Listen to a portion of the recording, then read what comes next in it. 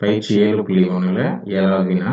வினா என்ன அப்படின்னா, கப்பலின் மீது உள்ள சுழலொளி விளக்கு ஒவ்வொரு 10 வினாடிகளுக்கு ஒரு முறை சுற்றுகிறது. கடற்கரையிலிருந்து 5 கிலோமீட்டர் தூரத்தில் கப்பல் நங்கூரமிட்டுள்ளது. அவ்விளக்கின் ஒளிக்கற்றை கரையுடன் 45 டிகிரி கோணத்தை ஏற்படுத்தும் போது கடற்கரையில் ஒளிக்கற்றை எவ்வளவு வேகமாக நகரும் அப்படின்னு கொஸ்டின் கேட்குறாங்க. இப்போ ஃபர்ஸ்ட் இந்த கொஸ்டினை நல்லா புரிஞ்சுக்கலாம். இதுதான் கடலில் கப்பல் நிற்கிது. இது இந்த லைனை வந்து நம்ம கடற்கரை அப்படின்னு நம்ம வச்சுக்கலாம். கடற்கரையிலேருந்து கப்பல் எவ்வளோ தூரத்தில் இருக்குது அப்படின்னு பாருங்கள், எழுதியிருக்கேன். 5 கிலோமீட்டர் டிஸ்டன்ஸில் இருக்கிறதா நம்ம வரைஞ்சிருக்கிறோம். வினாவும் அதான் சொல்லுது, 5 கிலோமீட்டர் தூரத்தில் கடற்கரையிலேருந்து கப்பல் நங்கூரமிட்டுள்ளதுன்னு சொல்லியிருக்காங்க. இதுதான் மீது இருக்கிற சுழல் ஒளி விளக்கு, கப்பலின் மீது உள்ள சுழல் ஒளி விளக்கு. இதனுடைய ஒளிக்கற்றை நாலா பக்கமும் ரொட்டேட் ஆகுது, எல்லா திசையிலையும் இது ரொட்டேட் ஆகுது. இது ரொட்டேட் ஆகும்போது என்ன பண்ணுது, அது கடற்கரையிலேயே அந்த ஒளிக்கற்றை விழுது. என்ன பண்ணும், இந்த மாதிரி ரொட்டேட் ஆகும். ஒளிக்கற்றை வந்து என்ன ஆகுது, ரொட்டேட் ஆகுது. அது நீண்ட தூரத்தில் இப்படி விழுறதுனால இது ரொட்டேட் ஆகும். அப்போ அந்த ஒளிக்கற்றை இந்த கடற்கரை மீது படும்பொழுது என்ன ஆகும்னா, நம்மளுக்கு அந்த வெளிச்சம் இப்படி ட்ராவல் ஆகும், கடற்கரை மீது இப்படி ட்ராவல் ஆகும். இப்படி ரொட்டேட் ஆகும்போது கடற்கரை மீது இப்படி வெர்டிக்கல் டிஸ்டன்ஸில் ட்ராவல் ஆகும் ஒளி. ஹரிசாண்டல் பாத்தில் இப்படி ரொட்டேட் ஆகும். இதுதான் அவங்க சொல்கிற சுச்சுவேஷன். இப்போ அவங்க என்ன சொல்ல வராங்கன்னா, இப்படி ரொட்டேட் ஆகும் பொழுது சுழலொளி விளக்கு பார்த்தீங்கன்னா ஒவ்வொரு 10 வினாடிகளுக்கு ஒரு முறை சுற்றுகிறது. ஒரு முறை இந்த சுழலொளி விளக்கு இப்படி ஒரு ரொட்டேஷன் முடிகிறதுக்கு 10 வினாடி ஆகுது அப்படின்னு அவங்க சொல்கிறாங்க. அடுத்து அவ்விளக்கின் ஒளிக்கற்றை கடற்கரையுடன் 45 டிகிரி கோணத்தை ஏற்படுத்தும் போது கடற்கரையில் ஒளிக்கற்றை எவ்வளவு வேகமாக நகரும் சொல்கிறாங்க. ஒரு பர்டிகுலர் ரொட்டேட் ஆகும்போது ஒரு 45 டிகிரி கோணத்தில் இது ரொட்டேட் ஆகிட்டு இருக்கும்போது 45 டிகிரி கோணத்துக்கிட்ட வரும் பொழுது இந்த ஒளிக்கற்றை இந்த கடற்கரையில் எவ்வளோ வேகமாக ட்ராவல் பண்ணும் அப்படின்னு கேட்குறாங்க. இந்த கடற்கரை மீது உள்ள தூரத்தை நம்ம எக்ஸ் அப்படின்னு அசீவ் பண்ணிட்டோம்னா அவங்க கேட்குறது என்னென்னா, இந்த எக்ஸ் மாறும் வீதம் தான் அவங்க கேட்குறாங்க.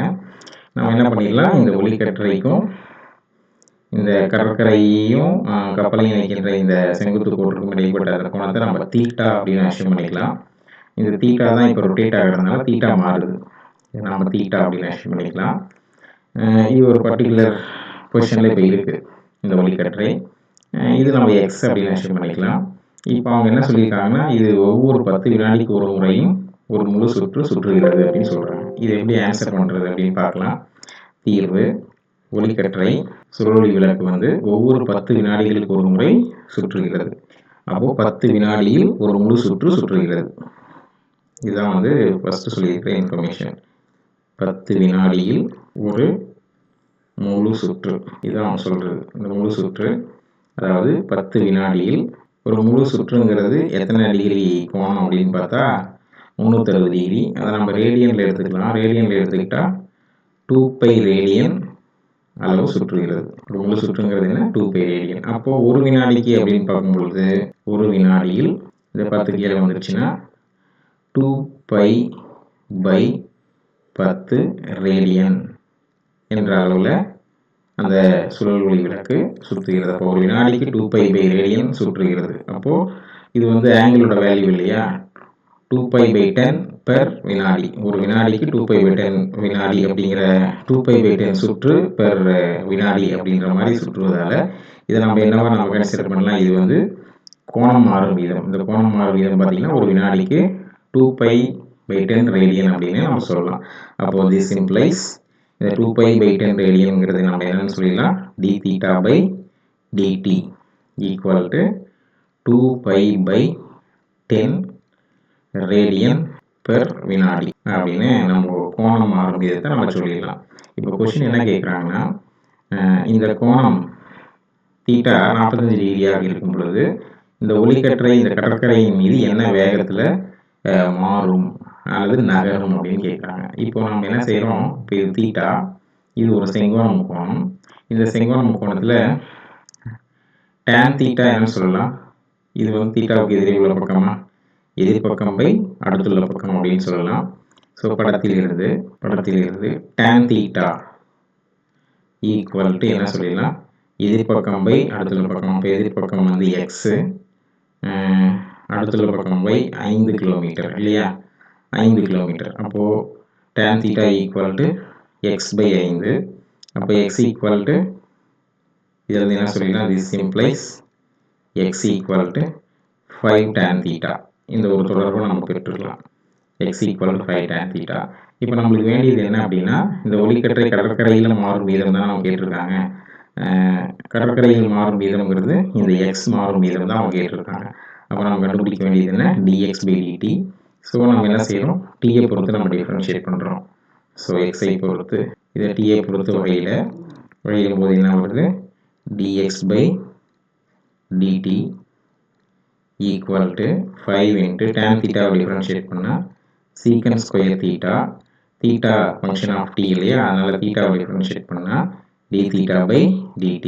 இது எந்த கோணத்தில் கேட்குறாங்கன்னா, தீட்டா வந்து 45 டிகிரி கோணத்தை ஏற்படுத்தும் பொழுது தான் நம்மளை dx/dt கேட்குறாங்க. அப்போது தீட்டா ஈக்குவல் டு 45 டிகிரி, அப்புறம் தீட்டா ஈக்குவல் 45 டிகிரி, dθ/dt நம்ம இங்கே கண்டுபிடிச்சிருக்கிறோம் இல்லையா, 2π/10 ரேடியன்.